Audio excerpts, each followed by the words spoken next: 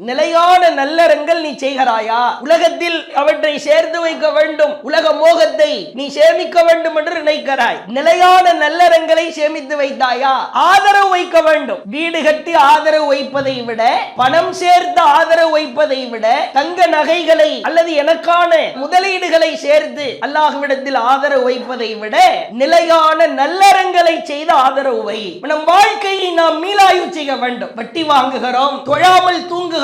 ஒரு இளைஞனா இருந்தால் தன் வாழ்க்கை எல்லாம் வீணடிக்கிறான், அல்லாஹ்வின் பக்கம் நெருங்க மறுக்கிறான். ஒரு பெண்ணாய் இருந்தால் உலகத்தை அனுபவிக்க வேண்டும் என்று ஆசைப்படுகிறார், தன்னை அலங்கரிக்க நினைக்கிறார், உள்ளத்தை அலங்கரிக்க தவறுகிறார். நம்மளாம் ஒண்ணுமே கிடையாது. பெருமையில பீற்றிக் கொள்கிறோம். பொருளாதார வளத்திலோ அல்லது ஒரு பதவியிலோ பட்டத்திலோ எவ்வளவு ஆட்டம் போடுகிறோம். உலக பற்று மிகைத்து விட்டால் உள்ளம் செத்து போகும். உலகத்தை உங்கள் பாதங்களுக்கு கீழாய் பணிய வைக்க வேண்டுமானால் மறுமையையும் இறை நினைவையும் வணக்க வழிபாட்டையும் நாம் மேலதிகமாய் செய்ய வேண்டும். உல தூய்மையில் மிக பிரதானமானது உலக பற்றை சுக்குநூறாய் நொறுக்க வேண்டும். உலக பற்றால் மறுமையை மறந்துவிடக் கூடாது. இறை நினைவை அதிகப்படுத்த, வணக்க வழிபாடுகளை அதிகப்படுத்துவோம். அல்லாஹ்வின் நினைவை திக்ருகள் மூலமாய், தர்மத்தின் மூலமாய், இரவை உயிர்ப்பித்து நின்று வணங்குவதின் மூலமாய் அதிகப்படுத்துவோம். உலக பற்றை உடைத்தெறிந்தால்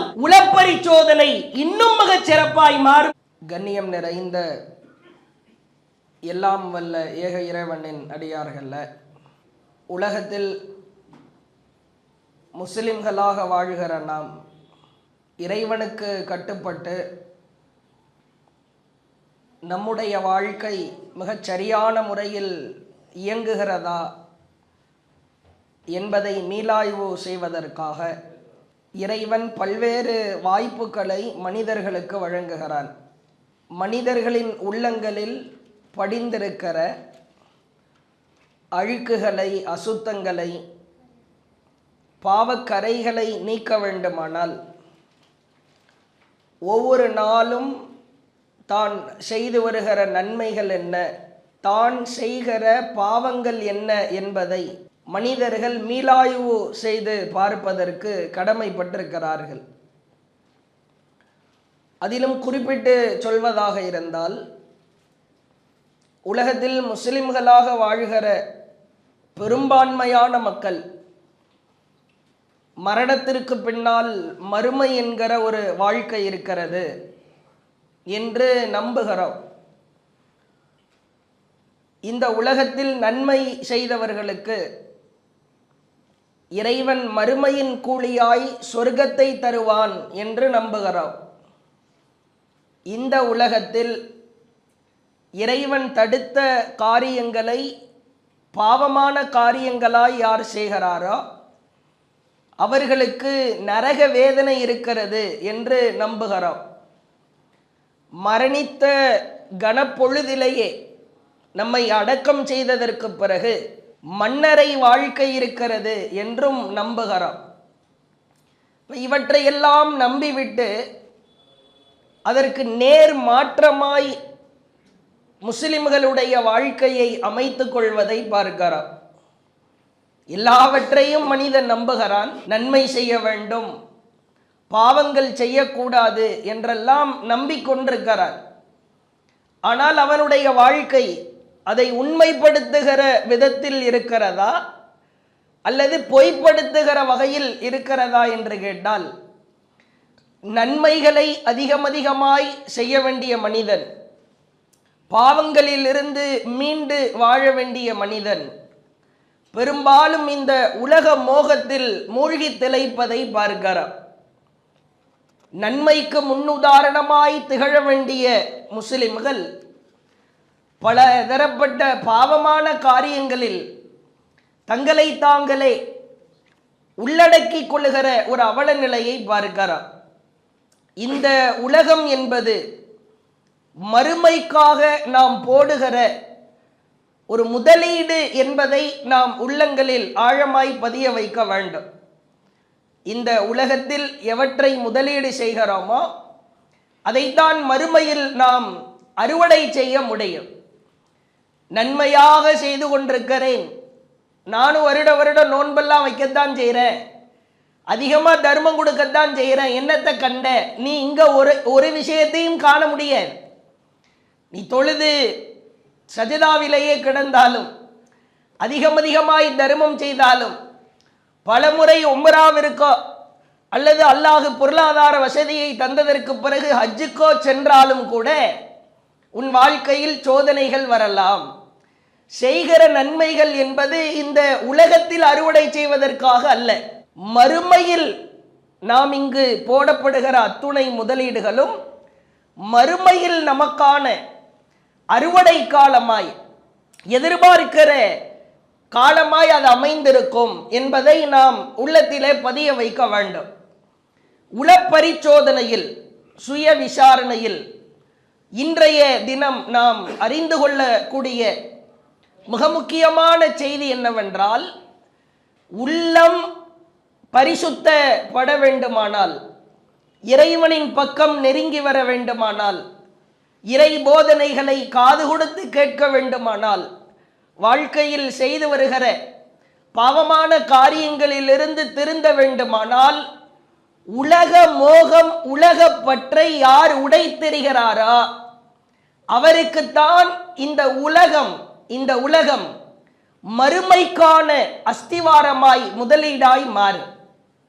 உலகப்பற்று யாருடைய உள்ளங்களில் மிகைத்திருக்கிறதோ நிச்சயமாய் அவருடைய வாழ்க்கை ஒரு வித்தியாசமான ஒரு வாழ்க்கையாய், படுபயங்கர தோல்வி பெறுகிற வாழ்க்கையாகத்தான் அது முடியும். நீங்கள் பார்க்கலாம், அல்லாஹ் திருமறை குர்ஆனில் உலக மோகம் உலகப்பற்று இருக்கவே கூடாது என்பது குறித்து அல்லாஹ் ஏராளமான இடங்களில் பேசுகிறார். குறிப்பாக சொல்வதாக இருந்தால், குரூர் என்கிற வார்த்தையை அல்லாஹ் பயன்படுத்துகிறார். குரூர், உலகம் குறித்து அல்லாஹ் பேசுகிற பொழுது குரூர், குரூர் என்றால் ஏமாற்றுகிற உலகம் என்ற அர்த்தம். மதா என்கிற வார்த்தையை அல்லாஹ் பயன்படுத்துகிறார்.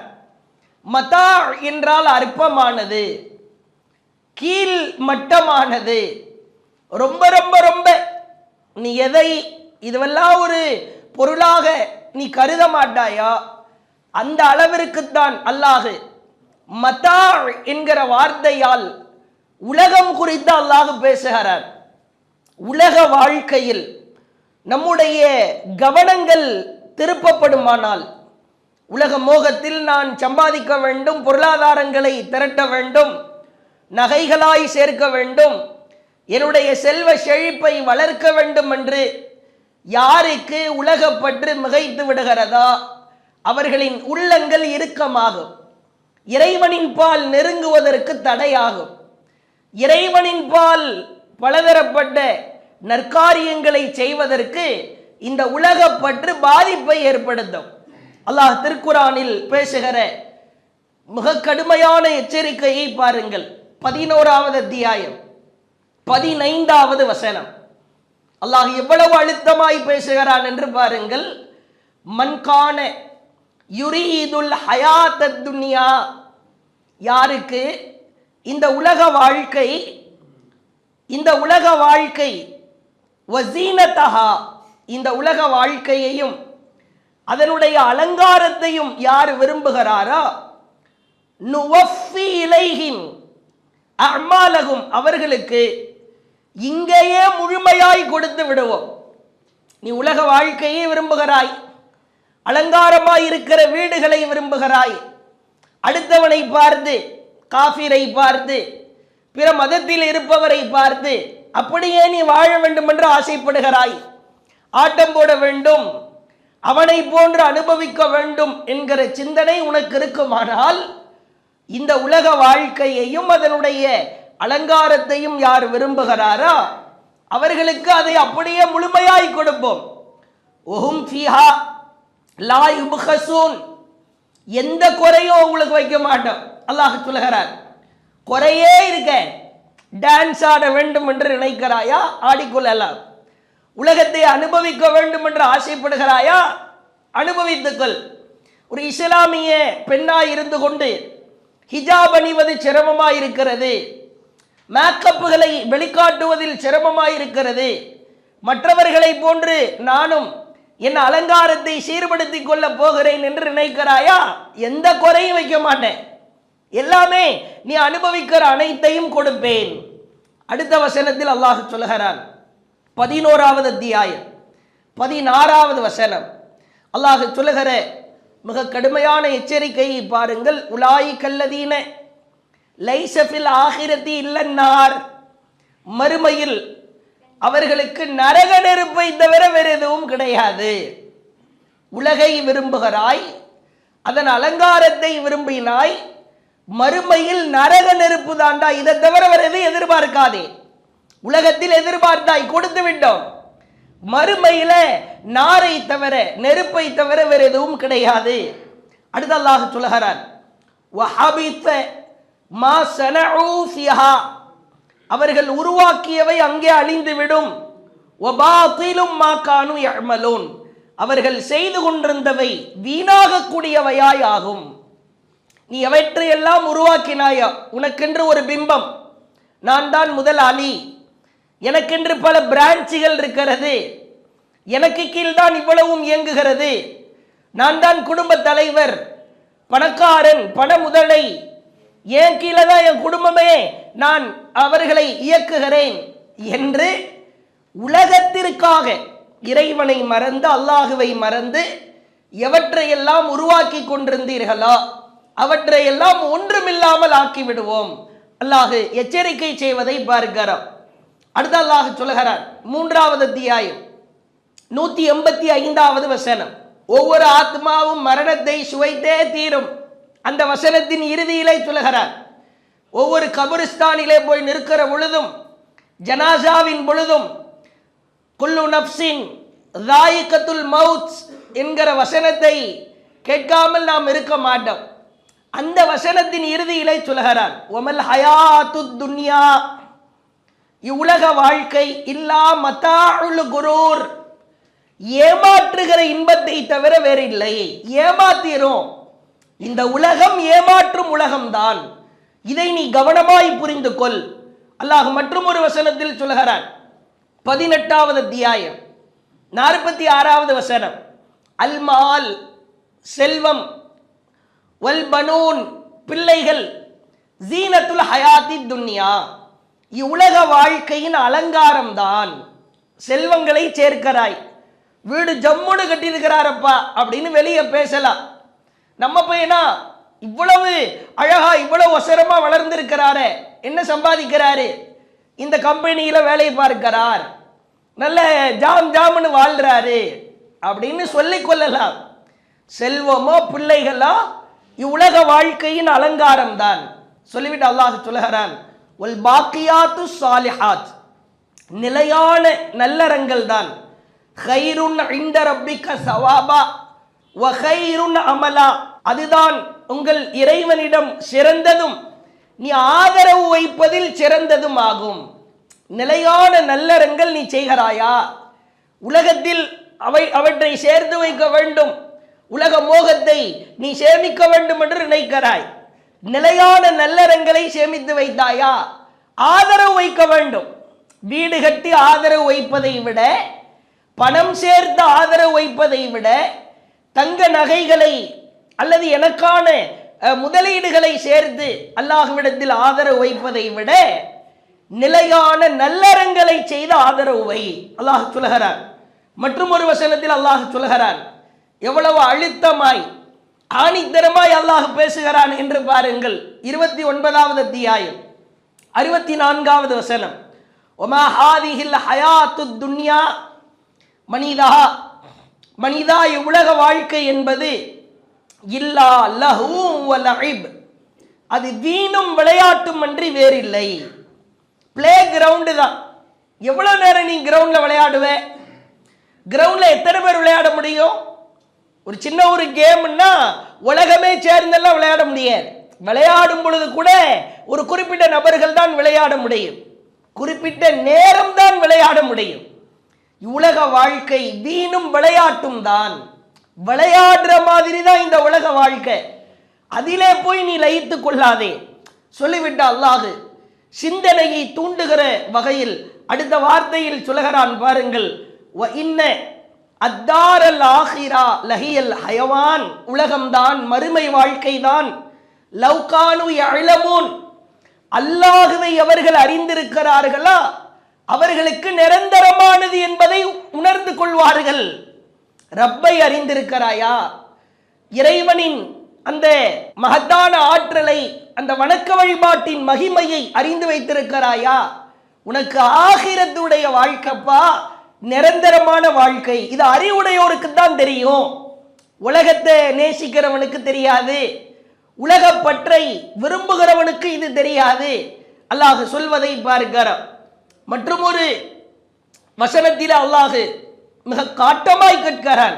9வது அத்தியாயம் 38வது வசனம் அல்லாஹ் சொல்லுகிறான், அல்லாஹ்வுடைய பாதையிலே வா என்று உனக்கு அழைக்கப்பட்டால் இஸ்ஸாக்கல்தும் இலல் அருள், பூமியின் பக்கம் நீ சாய்ந்து விடுகிறாயா, அரதீதும் பில் ஹயாத்தி துன்யா மினல் ஆகிரா, மறுமையை விட இவ்வுலக வாழ்க்கையில் நீங்கள் திருப்தி அடைகிறீர்களா, தொழுகைக்காகவா, திக்ரு செய்வதற்குவா, தர்மம் கொடுப்பதற்குவா, ஜுமாவுடைய தொழுகையை நிறைவேற்றவா, பயான் கேட்பதற்குவா என்று அழைக்கப்பட்டால் நீ மறுமையை விட இம்மையில் நீ திருப்தி கொள்கிறாயா, சந்தோஷம் பெற்றுக் கொள்கிறாயா, இந்த உலகத்தில் உனக்கு ஹாப்பியா இருக்குதா, தொழுகைக்கு வர்றதை விட கடையை திறந்து வச்சு வியாபாரம் பார்க்கறதுல உனக்கு மகிழ்ச்சியாக இருக்கிறதா, தொழுகைக்கு வருவதை விட செல்போனிலே படம் பார்ப்பது மகிழ்ச்சி அளிக்கிறதா, அல்லாஹுவின் பக்கம் வருவதை விட கொடுக்கல் வாங்கல் செய்வதிலே பல ஊர் பல தூரம் பல கிலோமீட்டர் பயணம் மேற்கொண்டு அங்கு போய் வியாபாரம் செய்வது மகிழ்ச்சி அளிக்கிறதா, திருப்தி அளிக்கிறதா? அல்லாஹ் சொல்கிறான், ஒமா மத்தாவுல் ஹயாத்து துன்யா ஃபில் ஆகிரா, மறுமையுடன் இவ்வுலக வாழ்க்கையை ஒப்பிடுகிற பொழுது இல்லா கலீல், இவ்வுலக வாழ்க்கை ரொம்ப அற்பமானது தான். நம்முடைய உள்ளங்களில் இருக்கிற அந்த அழுக்குகளை, கசடுகளை நாம் சுய விசாரணை செய்து கொள்வதில் மிக முதன்மையானது உலக பற்றை உடைத்தெறிய வேண்டும். உலக வாழ்க்கையில் பெரும்பாலும் நம்முடைய மக்கள் இஸ்லாமியர்கள் மூழ்கி திளைப்பதை பார்க்கிறோம். அல்லாஹுவின் தூதர் அவர்கள் சொல்லுகிற மிக முக்கியமான ஒரு எச்சரிக்கையை பாருங்கள். சஹீஹ் புகாரியில 115வது செய்தி. அல்லாஹுவின் தூதர் அவர்கள் இரவிலே தூங்கிக் கொண்டிருக்கிறார்கள். தன்னுடைய மனைவியார் உம்மு சலமா அவங்க வீட்டில் தூங்கிட்டு இருக்கிறாங்க. திடீர்னு தூங்கி கொண்டிருக்கிற பொழுது தூக்கத்தில் இருந்து பதறியவாறு, நடுங்கியவாறு, பதைவதைத்தவாறு எழுந்து அமருகிறார்கள். நடுநிசியில உம்மு சலமா ரலியல்லாஹு அவங்க வீட்டில் தூங்கிட்டு இருக்கிற பொழுது நடுநிசியில பதறியவாறு, பதைபதைத்த உள்ளத்தோடு, இந்த தூக்கத்திலிருந்து பதறி போய் முழிச்சா ஒரு நபர் எப்படி விழிப்பாரா அந்த மாதிரி எழுந்து உட்காருகிறார்கள். சொல்றாங்க அல்லாஹ்வுடைய தூதர், சுப்ஹானல்லாஹ், அல்லாஹ் தூயவன், மாதா உன்சிலல் லைலத மினல் ஃபிதன், இந்த இரவில் எனக்கு காட்டப்பட்ட சோதனைகள் தான் எத்தனை. தூங்கிட்டு இருக்கும் போது அல்லாஹ் சோதனையை காட்டுறான். பதறியதற்கு காரணம் அதான். அல்லாஹ் தூயவன், இந்த இரவில் உறங்கிக் கொண்டிருக்கிற பொழுது எனக்கு காட்டப்பட்டிருக்கிற ஃபித்னாக்கள், சோதனைகள் தான் எத்தனை. அவ்வளவு அல்லாஹ் காட்டிட்டானே. ஒ மாதா ஃபுத்திஹ மினல் ஹஸாயின், இந்த இரவில் எனக்கு காட்டப்பட்டிருக்கிற அருட்கொடைகள் தான் எத்தனை. என்னென்ன எவ்வளவோ அருட்கொடைகளை அல்லாஹ் காட்டியிருக்கிறானே. இப்போ இரவுல தூங்கிட்டு இருக்கிற பொழுது அல்லாஹ் சோதனைகளையும் அருட்கொடைகளையும் காட்டியிருக்கிறான். அப்போ பதபதைத்த உள்ளத்தோடு எழுகிறாங்க. அடுத்து என்ன சொன்னாங்க தெரியுமா? ஐக்கிது, உம்மு சலமாவை அழைத்து சொன்னார்கள், ஐக்கிலு ஸவாஹிபாத்தில் ஹுஜுர், இதோ என்னுடைய மனைவிமார்களில் சிலர், அவர்களோடு சேர்ந்து மற்ற பெண்கள் அறைகளிலே தூங்கிக் கொண்டிருக்கிறார்கள் தானே, அவர்களை எழுப்பி விடுங்கள், எழுப்பி ஒளி செய்து தொலை சொல்லுங்கள். அல்லாஹுவை, அந்த அச்சத்தை நான் கண்களுக்கு முன்னால் கண்டேன், அல்லாஹு காட்டிய அந்த பயத்தை நான் பார்த்தேன் என்று சொல்லி எழுந்திருச்சு தொலை சொல்லுங்க. சொல்லிவிட்டு அல்லாஹுவின் தூதர் அடுத்து சொன்னார்கள், ஃபருப்ப காசியத்தின் ஃபித் துன்யா ஆரியா ஃபில் ஆஹிரா. இவ்வுலகில் ஆடை அணிந்திருக்கிற எத்தனையோ பெண்கள் மறுமையில் நிர்வாணமாய் நிற்பார்கள் என்று சொல்லி அவர்களை வணக்க வழிபாடு செய்ய சொல்லுங்கள். இந்த உலகத்தில் நீ எவ்வளவோ அலங்காரமாய் திகழலாம், நல்ல பட்டு சேலைகளோடு அலங்கரிக்கிற ஆடைகளோடு. ஏன்னா பெண்கள் அலங்காரம் அது தனி, அந்த காலத்திலிருந்து இப்பொழுது வரைக்கும் ரசூலுல்லாஹ் குறிப்பிட்டு சொல்றாங்க, இந்த உலகத்தில் அழகாய் திகழ்ந்த அலங்காரமாய் ஆடை அணிந்திருக்கிற எத்தனையோ பெண்கள் மறுமையில் நிர்வாணமாய்த்தான் நிற்க வேண்டும் என்று சொல்லி எழுப்பு. அவ்வளவு சோதனைகளை அல்லாஹ் திறந்து விட்டிருக்கிறான், அவ்வளவு அருட்கொடைகளை எனக்கு காட்டினான், சோதனைகளை காட்டினான். போய் சொல்லு, தொலை சொல்லு. உலகம் அது நம்மை கடந்து செல்லுகிற பொழுது நாம் உணர வேண்டும். பல அறிஞர்களுடைய கூற்றுக்களை பார்க்கிறோம். துன்யா அத்துன்யா உலகம், இந்த துன்யாவை தயவு செய்து கைகளிலே வைத்துக் கொள்ளுங்கள். கையில காசு வேணும், கையில பணம் வேணும், கையில சாப்பிட்றதுக்கு ஏதாவது பொருளாதாரம் வேணும். தயவு செய்து அந்த அறிஞர்களின் பார்வையிலே இந்த கருத்துக்களை பார்க்கிறோம். துன்யாவை இவ்வுலகத்தை கல்வியில ஒருபோதும் வைக்காதீர்கள். நீ துன்யாவை கையில வச்சுக்கோ. அடுத்து சொன்னார்கள், அல்லாஹுவை இறை நினைவை இறைவனுக்கு செய்ய வேண்டிய வணக்க வழிபாட்டை உள்ளத்தில் நிறுத்துங்கள். நம்ம அப்படியே நேர் மாற்றம் தான். இறை நினைவை தான் கையில வச்சிருக்கிறோம், துன்யாவை கல்புல தான் வச்சிருக்கிறோம். நம்ம பெரும்பான்மையான நம்முடைய சிந்தனைகள் எல்லாமே பணம் சம்பாதிப்பது, பொருளாதாரம் சம்பாதிப்பது எல்லாம் ஹார்ட்ல ஓடிக்கிட்டு இருக்கும். தொழுகைக்கு வந்தாலும் கூட அல்லான்னு போய் படுத்து ஒரு 6 மணி நேரம் தூங்கணும்னா தூக்கம் வருமா? கடை நடத்துபவருக்கு உடனே உறக்கம் வந்து விடுமா? கொடுக்கல் வாங்கலில் இருப்பவருக்கு, காசை கொடுத்துட்டு கலெக்ஷன் பண்ணணுன்ற லெவல்ல இருக்கிறவருக்கு, அல்லது ஒரு பெரும் முதலீட்டை போட்டு வருமானத்தை சம்பாதித்துக் கொண்டிருப்பவருக்கு படுத்தவுடன் உறக்கம் வருமா? வராது. சரி, யாரு கீழே வேலை பார்த்தா அவருக்காவது உறக்கம் வருமா? வராது. உள்ளத்துல ஓடிக்கிட்டே இருக்கும். இங்க தூங்க போகும்போது ஓதுற துவாவை ஓதுறாரா இல்லையா? காலையில போனவொன்னே என்ன ஆகும்னு தெரியலையே, யார் யார் பணம் தருவானோ தரமாட்டானோன்னு தெரியலையே. துனியாவை கையில தான் வைக்கணும், கை கழுவிட்டு போற மாதிரி இருக்கணும். துனியாவை உள்ளத்தில் வைத்தவன் தோற்று போவான். நீங்கள் பார்க்கலாம், அல்லாஹ் திருக்குரானில் ஒரு ஆழமிக்க கருத்தாழமிக்க வார்த்தையை சொல்கிறார். துனியாவை பற்றி, உலகத்தை பற்றி பேசுகிற பொழுது ஃபம்ஷு என்கிறார். ஃபம்ஷு, உலகத்தை பார், நடந்து போய் பார் என்கிறார். ஒரு 4 வார்த்தையை குரானில் பார்க்கலாம். ஆச்சரியமா இருக்கிறேன். அதே போன்று அல்லாஹ் பொருளாதாரத்தை தேடுகிற பொழுது, ஜுமா முடிந்து பொருளாதாரத்தை தேடுகிற பொழுது அல்லாஹுவின் அருளை நீ தேட போ, கொஞ்சம் விரைவா போ என்கிறார். உலக விஷயத்தை பற்றி பேசுகிற பொழுது கொஞ்சம் நடந்து போப்பா, தொழுகைக்கு வந்துட்டியா, ஜும்மா முடிஞ்சிடுச்சா, ஜும்மாவை முடித்து விட்டாயா, கொஞ்சம் வேகமா போய் தேடு. ஆனால் சொர்க்கம் குறித்து அல்லாஹ் பேசுகிறான், மன்னிப்பு குறித்து அல்லாஹ் பேசுகிறான். சாரிஓ, முந்துங்கள், ஒருவருக்கொருவர் வேகமிட்டு ஓடுங்கள். சாரிஓ இலா மக்ஃபிரத்தின் மின் ரப்பிக்கும், அல்லாஹ் சொல்கிறான். இறைவனின் மன்னிப்பின் பக்கமும் அவரிடத்திலே இருக்கிற சொர்க்கத்தின் பக்கமும் சாரிஓ அப்படின்னா ஒருத்தருக்கு ஒருத்தர் சண்டை போட்டுட்டு ஓடுன்னு அர்த்தம். அதே நேரத்தில் மற்றொரு வார்த்தை அல்லாஹ் சொல்கிறான், உனக்கு மன்னிப்பு வேண்டும், சொர்க்கம் வேண்டும் என்றாலே ஒருவருக்கொருவர் சண்டை போட்டு கொண்டு முந்தி வா என்று பயன்படுத்துகிற அல்லாஹ். அல்லாவே உனக்கு வேணுமா? அல்லாவே உனக்கு வேண்டும் என்றால் ஃபஃபிர்ரு இலல்லாஹ், அல்லாஹ்வின் பக்கம் நீ பயங்கர வேகத்தோடு நெருங்கு.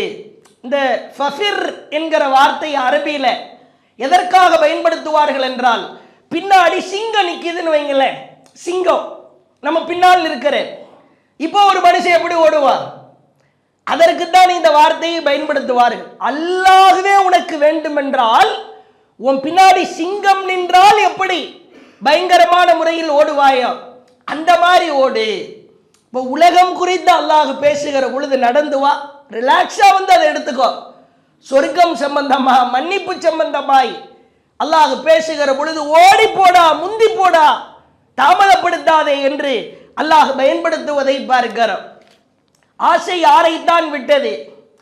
ஒரு பழமொழி சொல்வார்கள் அரபியில, மிக அழகாய். அதை தமிழிலே சொல்வதாக இருந்தால், உலகத்தின் ஒரு தேவை இன்னொரு தேவையில் தான் முடிவடையும் என்பார்கள். எந்த ஒரு தேவையுமே உலகத்தில் முடிவுக்கே வராது.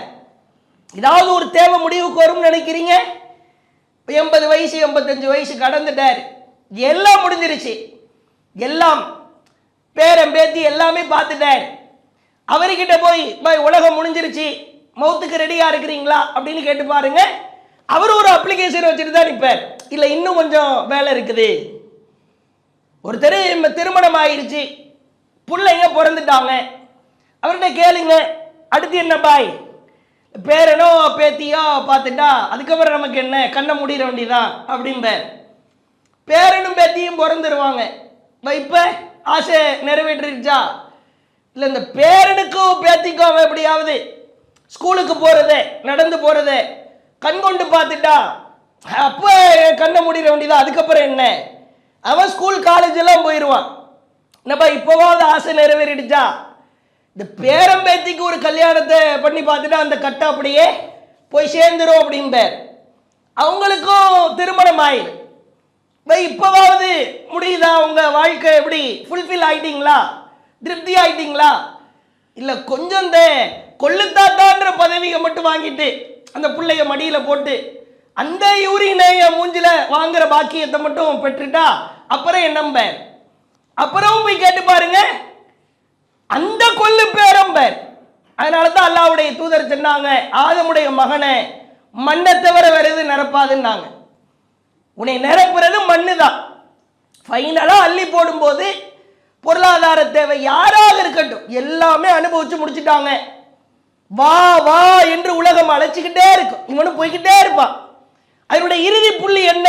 மலக்குள் மௌத்து வான்னு அழைப்பார். அதான் கடைசி. வாவா என்று அழைத்து இறுதியில் உயிரை எடுக்கிற வானவர் அழைப்பார். வந்துரு, என்கிட்ட வந்துரு, இனிமே உன்னை யாரும் வாவான்னு கூப்பிடுறதுக்கு வேலையே இல்லை. உலகம் என்பது அது நம் சிந்தனையை தடுமாற செய்து விட்டால் நம்முடைய வாழ்க்கை அதல பாதாளம் தான். நீங்கள் பார்க்கலாம், ஏராளமான செய்திகள் இருக்கிறது. மிக முக்கியமான தகவல்களை மட்டும் எடுத்து சொல்கிறேன். அல்லாஹுவின் தூதர் அவர்கள், நபிகளார் அவர்களின் வாழ்க்கையை பார்க்கிறோம். எந்த ஒரு தருணத்திலும் உலகத்தை நேசித்தவர்களாக அவர்கள் வாழவே இல்லை என்பதை பார்க்கிறோம். சஹீஹ் புகாரியில 5383வது செய்தியை பார்க்கிறோம். ஆயிஷா ரலியல்லாஹு அன்ஹா அறிவிக்கிறாங்க, அல்லாஹுவின் தூதர் 2 கருப்பு பொருட்கள், பேரித்தம்பழம், தண்ணி. இது அரபியில ரெண்டையுமே கருப்பு பொருள் அப்படின்னு சொல்லுவாங்க. இப்போ வந்த உடனே கேட்போம், சோறு இருக்குதான்னு கேட்போம். எது மெஜாரிட்டியா சாப்பிடுவோமோ அதை வச்சு குறிப்பிட்டு பேசுகிற வழக்கம் உண்டு. சோறு இருக்குதா, சோத்தை வை அப்படிம்போம்.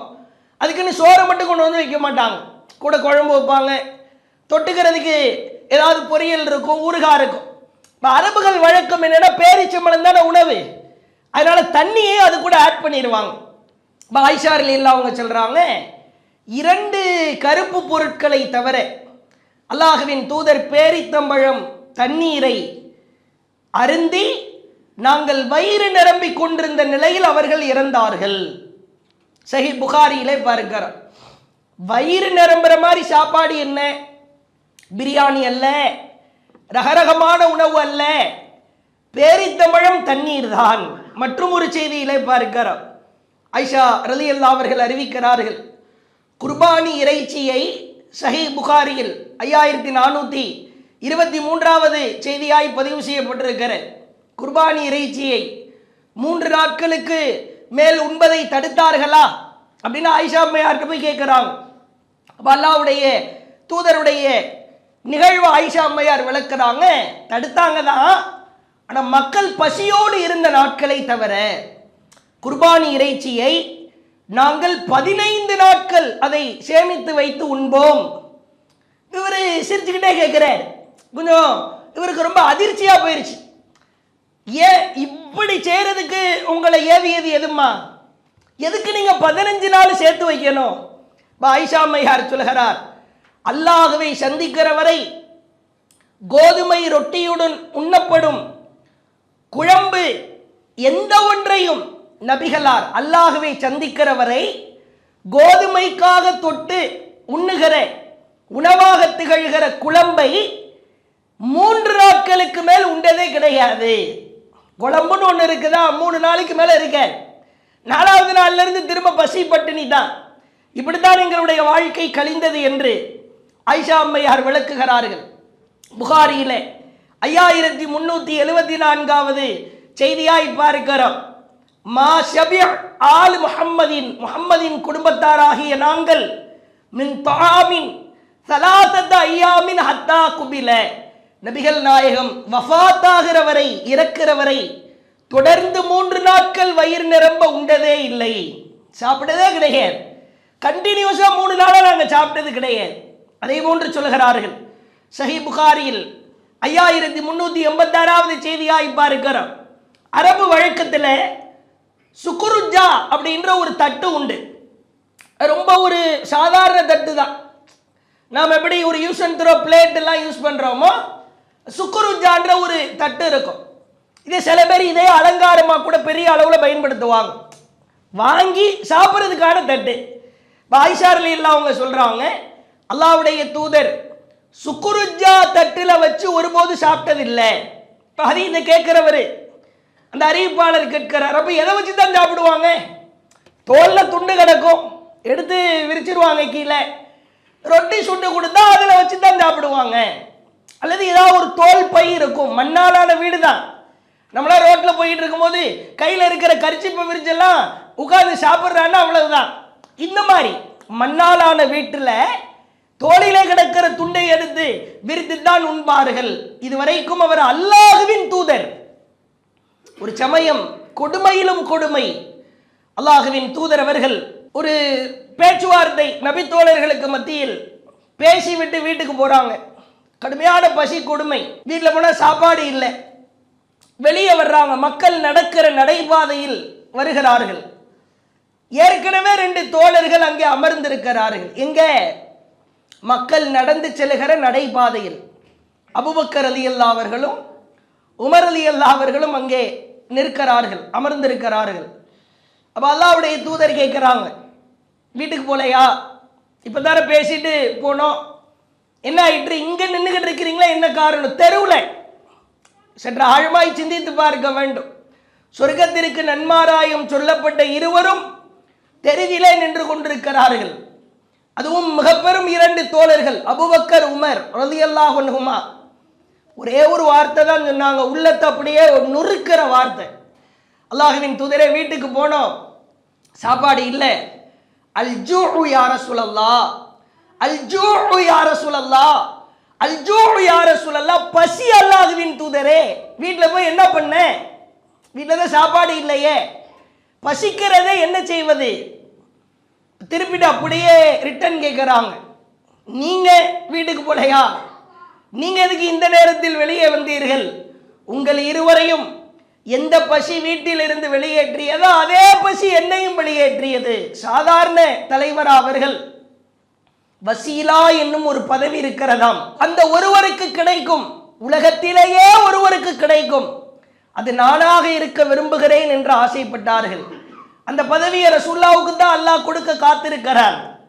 அல்லாஹ் முன்னிலையிலே மலக்குமார்கள் எல்லாம் நடுநடுங்கி நிற்கிற பொழுது, நபிமார்கள் எல்லாம் நடுநடுங்கி நிற்கிற பொழுது அல்லாஹ் நடுவிலே நிற்பான். அப்பொழுது அல்லாஹ்வின் தூதர் நேராக வந்து அல்லாஹ்வின் காலிலே வந்து விழுவார்கள், பாதத்திலே விழுவார்கள், சஜிதா செய்வார்கள். கும்யா முஹம்மது, முஹம்மதை எழுந்திரு என்பான், என்ன வேண்டும் கேள் என்பான். அல்லாஹ்வே, இதோ என்னுடைய சமுதாயத்தார் சிலருக்கு நான் ஷஃபாத் செய்ய வேண்டும், இறைவா பரிந்துரை செய்ய வேண்டும், செய்து கொள் என்பான். எல்லோரும் நடுநடுங்கி நிற்கிற பொழுது ஷஃபாத் செய்வதற்கு தகுதி படைத்த ஒரு தூதர், அவர் வாயிலிருந்து வந்த வார்த்தை பசிதான், வேற வழி இல்லை. வீட்டுக்கு போன சாப்பாடு இல்லை. 3 பேர் இன்னொரு நபித்தோழர் வீட்டிற்கு செல்லுகிறார்கள். நிலைமை அப்படித்தான். இந்த மார்க்கத்தை நாம் கற்றுத்தருகிறோம் என்று சொன்னால், ஏராளமான ஹதீதுகள் பற்றி நாம் பேசுகிறோம் என்று சொன்னால், இதற்கு பின்னணியில் ஏராளமான நபித்தோழர்களின் தியாக வரலாறுகள் இருக்கிறது. அதுல மிக முக்கியமான ஒரு நபித்தோழர் அபூ ஹுரைரா ரலியல்லாஹு அன்ஹு. ரசூல் ஸல்லல்லாஹு அலைஹி வஸல்லம் அவர்களுக்கு நீண்ட நாளுக்கு பிறகுதான் இஸ்லாத்துக்கு வர்றாங்க. மதீனாவிற்கு வந்ததற்கு பிறகுதான் இஸ்லாத்திற்கே வருகிறார். ஆனால் அவர் வாழ்க்கையில செய்த தியாகங்கள் அளப்பரியது. நம்ம எல்லாம் வெறுத்து முஸ்லிமா இருக்கிறோம். தொழுகையிலா, வணக்க வழிபாட்டிலா, இறைவனுக்கு செய்ய வேண்டிய கடமைகளிலா ஓட்டை விடுகிறோம். அபூ ஹுரைரா ரலியல்லாஹு அவர்கள், எனக்கு இதுதான் கதி, எனக்கு அல்லாஹ்வின் தூதரோடு இருந்தால் போதும், ஹதீதுகளை அறிவித்தால் போதும் என்றே ஆயிரக்கணக்கான ஹதீதுகளை அறிவித்திருக்கிறார். அந்த அபூ ஹுரைரா ரலியல்லாஹு அவர்கள் சொல்லுகிற செய்தியை பார்க்கிறோம். நான் புளித்த ரொட்டியை சாப்பிட்றதும் இல்லை, பட்டாடை அணிகிறதும் இல்லை, எனக்கு பணிவிடை செய்ய யாரும் கிடையாது. என் வயிற்று பசிக்காக நான் ரசூல் ஸல்லல்லாஹு அலைஹி வஸல்லம் அவங்கள விட்டு பிரியாமல் இருந்தா போதும் என்று நினைக்கிற பொழுதெல்லாம் என் வயிற்றில் பசி தொற்றிக்கொள்ளும். ஒரு கூழாங்கற்களை எடுப்பேன், என் வயிற்றிலே வைத்து கட்டிக்கொள்வேன். ஒரு கட்டத்தில் கல்லை வச்சே ரொம்ப வயிறு அழுத்துதா, நேரா போய் பள்ளிவாசல்ல குப்பரப்படுத்திட்டு வயிறை அப்படியே அழுத்திக் கொள்வேன். சஹீஹ் புகாரியிலே பார்க்கிறோம். பிறகு அபூ ஹுரைரா ரலியல்லாஹு அவங்க சொல்றாங்க, மெம்பருக்கும் ஆயிஷா ரலியல்லாஹுடைய வீட்டுக்கும் நடுவிலே நான் படுத்துக்கொண்டு ஒரு விதமாக புலம்பிக் கொண்டே இருப்பேன். பசி பசி என்று புலம்பிக் கொண்டே இருப்பேன். அப்படியே கடந்து செல்கிறவர்கள் எல்லாம் என் அருகிலே வருவார்கள், என் கழுத்திலே காலை வைத்து மிதிப்பார்கள். இவருக்கு பைத்தியம் முடிச்சிருச்சு, காலை கழுத்துல வச்சு மிதிச்சா இதான் பைத்தியத்திற்கான வைத்தியம் என்று சொல்லி கால்களால் என் கழுத்துக்களை அழுத்துவார்கள். அப்ப என்னால வாய் திறந்து கூட சொல்ல முடியாது, இல்லப்பா எனக்கு பைத்தியம் இல்லப்பா, எனக்கு பசிதான் மேலிட்டு இருக்கிறது என்று சொல்ல முடியாது. அப்படியே மிதித்தவாறு என்னை கடந்து செல்வார்கள்.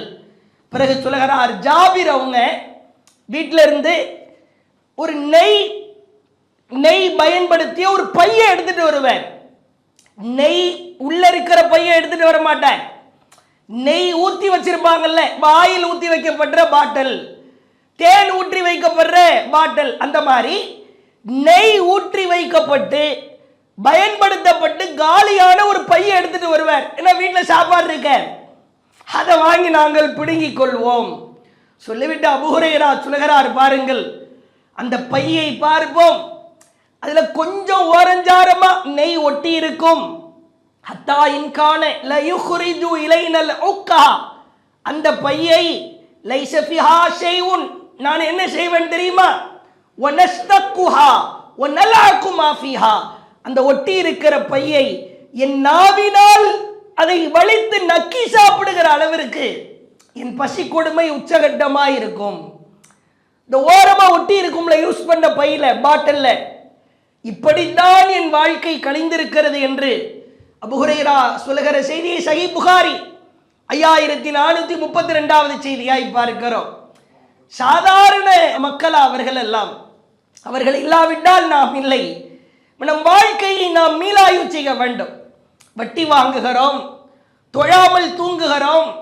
ஒரு இளைஞனா இருந்தால் தன் வாழ்க்கையெல்லாம் வீணடிக்கிறான், அல்லாஹ்வின் பக்கம் நெருங்க மறுக்கிறான். ஒரு பெண்ணாயிருந்தால் உலகத்தை அனுபவிக்க வேண்டும் என்று ஆசைப்படுகிறார், தன்னை அலங்கரிக்க நினைக்கிறார், உள்ளத்தை அலங்கரிக்க தவறுகிறார்.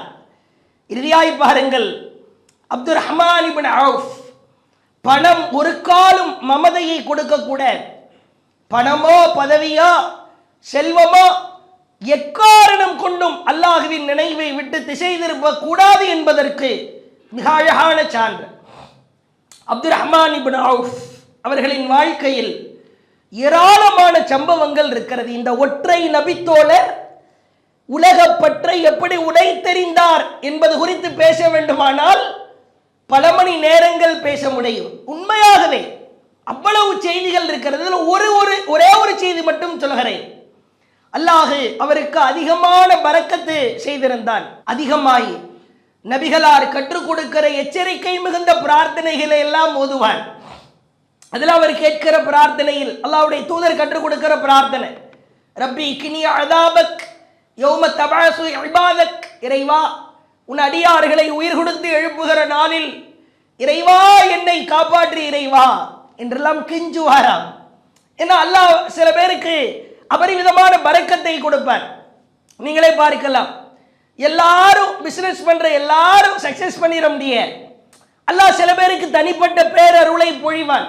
ஆனா அந்த மரமண்டைகளுக்கு விளங்க மாட்டேங்குது. நம்ம டேலண்ட், நம்முடைய ஆற்றல், நம்முடைய திறமை அப்படின்னு அல்லாஹ்வை மறப்பதை பார்க்கிறோம். அப்துல் ரஹ்மான் இப்னு அவுஃப் அவர்கள் தொட்டதெல்லாம் பொன்னாய் மாறும் என்று ஒரு வாய்மொழியில் நாம் சொல்லி கேள்விப்பட்டிருப்போம். உண்மையாகவே அவருக்கு அல்லாஹ் அள்ளி அள்ளி கொடுத்திருந்தான். அதிலே ஒரு பொருளாதாரம் கிடைக்கிறது.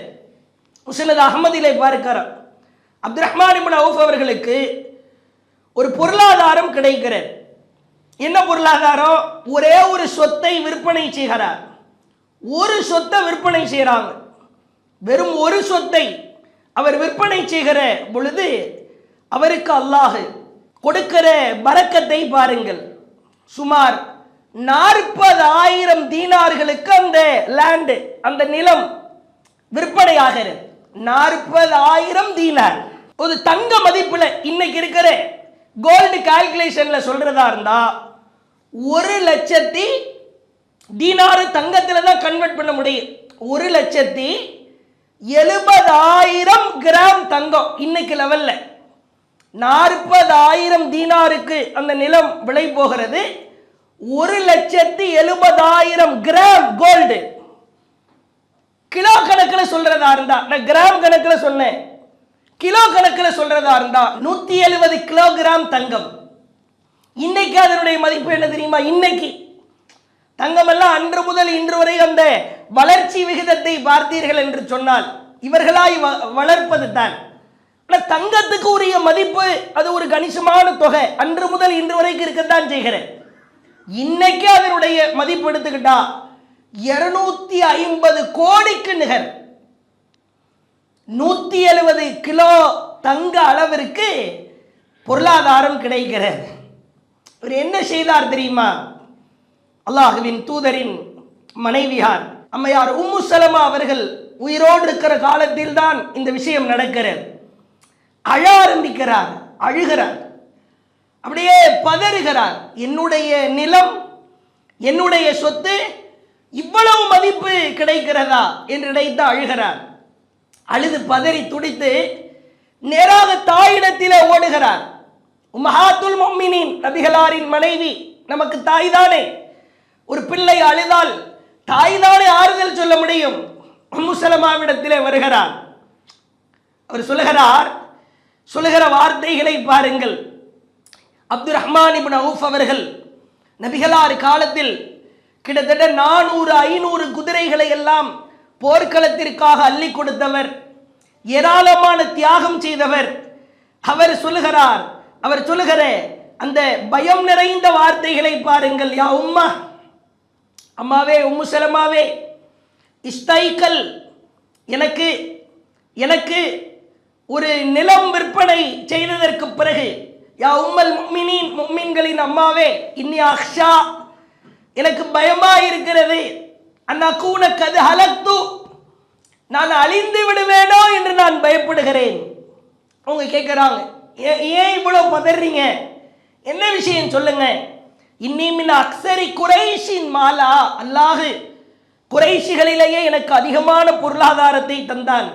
பிஅத்து அருதா, ஒரு பூமியை, ஒரு நிலத்தை நான் விற்பனை செய்திருக்கிறேன். லீ பி 40,000 தீனார், 40,000 தீனார்களுக்கு அது விலை போயிருக்கிறது. என்ன செய்யறதுன்னு தெரியல, பயமா இருக்குது. எவ்வளவு ஒரு பணிவு என்று பாருங்கள். அல்லாஹ் கொடுத்த பரக்கத்தை கூட, பேரருளை கூட சோதனையாய் நினைத்து கதறுகிறார். அம்மா சொல்றாங்க, நீங்க யாரு? சொர்க்கத்திற்கு நன்மாராயம் சொல்லப்பட்ட ஒரு நபி தோழர்களில் ஒருவராய் நீங்கள் திகழ்கிறீர்கள். நபிகளாரோடு எவ்வளவு போர்க்களத்தில் கலந்து கொண்டு தியாகம் செய்திருக்கிறீர்கள். நீங்கள் பதற வேண்டாம். இல்ல பயமா இருக்குது, நான் அழிஞ்சு போயிருவனோன்னு பயமா இருக்குது. அப்ப அம்மா சொல்றாங்க, அன்பிக் யா புனைய, மகனே தர்மம் செஞ்சிருப்பா, தர்மம் செய் அப்படின்னு சொல்லிட்டு ஒரு எச்சரிக்கையை செய்கிறாங்க. ஏன்னா சமயத்து ரசூலல்லாஹ், நான் நபிகளாரின் வாயிலிருந்து நான் கேட்டிருக்கிறேன், இன்னமின்னா சஹாபி, என்னுடைய தோழர்களில் மல்லா யரானி, என்னை பார்க்காமல் இருப்பவர்களும் உண்டு, என்னை பார்ப்பதற்கு தடுக்கப்படுபவர்களும் உண்டு, அதனால நீ அதிகமா தர்மம் செய். இதை ஒரு விஷயமா சொல்றாங்க. நீ பார்க்காம இருக்க மாட்டே அப்படின்னு அல்லாஹ்வுடைய தூதர் சம்பந்தமா சொன்னதை சொல்லல. என்னுடைய தோழர்கள்ல சிலர் உண்டு, நான் மௌத்தா போனதற்கு பிறகு அவங்க கூட என்னை பார்ப்பதற்கு தடுக்கப்படுவார்கள். உடனே மேலாக ஒரு மலைக்கு மேலே நின்றவாறு தர்மம் செய்யினாங்க. அவர் என்ன செய்கிறார் தெரியுமா? இந்த 40,000 தீனார் அந்த சொத்து மதிப்பையும் நான் நபிகளாரின் மனைவியருக்காக, ஏழைகளுக்காக, விதவைகளுக்காக இந்த ஒட்டுமொத்த செல்வத்தையும் தர்மம் செய்து விடுகிறேன், பப்ளிக்கா அறிவிக்கிறேன். நேர ஓடி வர்றேன். உமர் அலி எல்லாம் அவங்கள்ட்ட வந்து சொல்றேன், அம்மாட்ட போனேன், உம்மு சலமாட்ட போனேன். அவங்க சொன்னாங்க, நபியின் தோழர்களில் அவர்களை, ரசூலுல்லாஹ்வை, நபியை பார்ப்பதற்கு தடுக்கப்பட்டவர்கள் சிலர் உண்டாம் என்று சொன்ன மாத்திரத்தில் உமர் அழ ஆரம்பிக்கிறார். உமர் அலி எல்லாம் அவங்க நேர ஓடி வர்றாங்க. உம்மு சலமாவே ஏதோ ஒரு விஷயம் சொன்னீங்களாமே, அப்துல் ரஹ்மான் இப்னு அவுஃப்ட்ட சொன்னீங்களாமே, ரசூலுல்லாஹ்வை மறுமையில அவர்களின் தோழர்களில் சிலர் பார்க்க முடியாது என்று சொன்னீர்களாமே, அல்லாஹ்வின் தூதர் சொன்னதாய். அம்மாவே, பில்லாஹி அன மின்ஹும், அந்த பட்டியல் இருக்குதா, அந்த லிஸ்ட்ல நான் இருக்கிறேனா? அவருடைய பயத்தை பாருங்கள். நான் அந்த பட்டியலில் இருக்கிறேனா?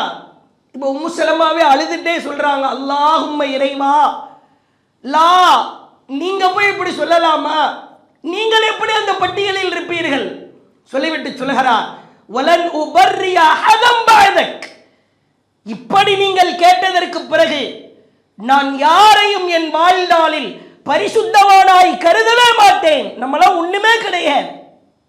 உமர் அலி அல்லாஹ் அவர்களை அப்துல் ரஹ்மான் இப்னு அவுஃப் அவர்களை ஒப்பிடுகிற பொழுது பெருமையில பீற்றிக் கொள்கிறோம். பொருளாதார வளத்திலா அல்லது ஒரு பதவியிலோ பட்டத்திலோ எவ்வளவு ஆட்டம் போடுகிறோம். உலக பற்று மிகைத்து விட்டால் உள்ளம் செத்து போகும். உலகத்தை உங்கள் பாதங்களுக்கு கீழாய் பணிய வைக்க வேண்டுமானால் மறுமையையும் இறை நினைவையும் வணக்க வழிபாட்டையும் நாம் மேலதிகமாய் செய்ய வேண்டும். உல தூய்மையில் மிக பிரதானமானது உலக பற்றை சுக்குநூறாய் நொறுக்க வேண்டும், உடைத்தெறிய வேண்டும். அல்லாஹ்வின் மிக பெரும் பேருதவியால் உலக பற்றால் மறுமையை மறந்துவிடக் கூடாது. இறை நினைவை அதிகப்படுத்த வணக்க வழிபாடுகளை அதிகப்படுத்துவோம். அல்லாஹ்வின் நினைவை திக்ருகள் மூலமாய், தர்மத்தின் மூலமாய் அல்லாஹ்வின் நினைவை இரவை உயிர்ப்பித்து நின்று வணங்குவதின் மூலமாய் அதிகப்படுத்துவோம். உலக பற்றை உடைத்தெறிந்தால் உளப்பரிசோதனை இன்னும் மிகச் சிறப்பாய் மாறும் என்று கேட்டுக்கொண்டு முடித்துக் கொள்கிறேன். வாஹிரு தஅவானா அனில் ஹம்துலில்லாஹி ரப்பில் ஆலமீன். அல்லாஹு அக்பர், அல்லாஹு அக்பர்.